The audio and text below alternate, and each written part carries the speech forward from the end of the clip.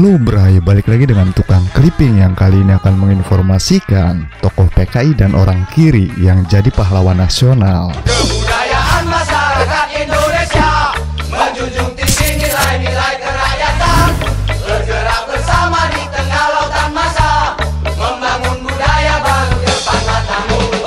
Siapa bilang tak ada PKI yang jadi pahlawan nasional? Nyatanya, Tan Malaka dan Alimin yang berjuang melawan kolonialisme ada dalam daftar. Beberapa kolega Tan Malaka juga menjadi pahlawan nasional. Coba lihatlah ujung timur sana, tambang mineral dan kekayaan lainnya. Dilansir dari tirto.id, sebelum Orde Baru, gelar pahlawan nasional bisa diserahkan kepada siapa saja yang dianggap berjasa tanpa pandang ideologi. Persatuan rakyat miskin, menolak tunduk pada kekuasaan modal, membangun kesadaran kelas pada rakyat, kemenangan sosialisme pasti jaya. Tanggal 10 November 1945 merupakan peristiwa bersejarah pertempuran di Surabaya. Tani pelajar, kaum miskin kota perempuan, dan pekerja selingan. Sebelum dilanjutkan, jangan lupa tekan tombol subscribe di channel Tukang Clipping. Ribuan rakyat Indonesia memutuskan melawan pasukan sekutu yang dituding berpihak kepada Belanda dengan pasukan Nika.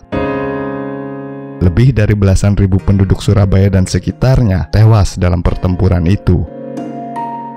Sejak era pemerintahan Presiden Soekarno, Indonesia telah menganugerahi gelar pahlawan bagi sejumlah tokoh-tokoh nasional, baik yang mengangkat senjata, tulisan, atau pemikirannya untuk melawan penjajahan. Dari sejumlah nama yang dipublikasikan, ada dua tokoh komunis yang pernah menerima gelar tersebut. Keduanya adalah Alimin dan Tan Malaka. Keduanya adalah tokoh perjuangan sekaligus tokoh komunis pertama. Alimin bin Prawirodirjo dianugerahi sebagai pahlawan nasional berdasarkan SK Presiden nomor 163 tahun 1964 tertanggal 26 bulan 6 1964.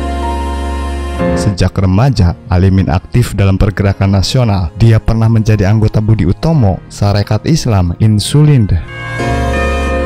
Setelah berpisah dengan Sarekat Islam, Alimin bersama-sama dengan Semaun dan Darsono mendirikan Perserikatan Komunis di Hindia, PKH, dan kemudian berganti menjadi Partai Komunis Indonesia, PKI. Alimin kemudian dipilih sebagai salah satu pemimpin dalam organisasi tersebut. Awal 1926, Alimin berangkat ke Singapura untuk berunding dengan Tan Malaka untuk mempersiapkan pemberontakan melawan Belanda. Belum juga menginjakan kakinya di Indonesia, ternyata pemberontakan sudah dimulai pada 12 November 1926. Dia dan Musso ditangkap polisi Inggris.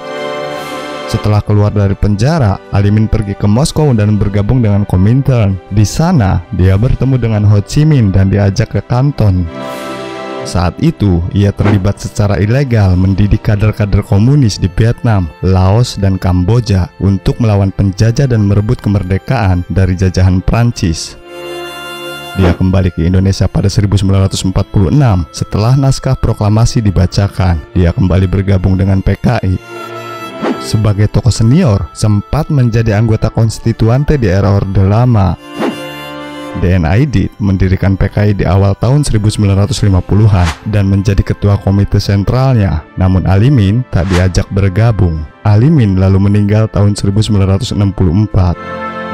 Demikianlah Bray para tokoh komunis yang jadi pahlawan nasional Indonesia yang dilansir dari tirto.id dan merdeka.com.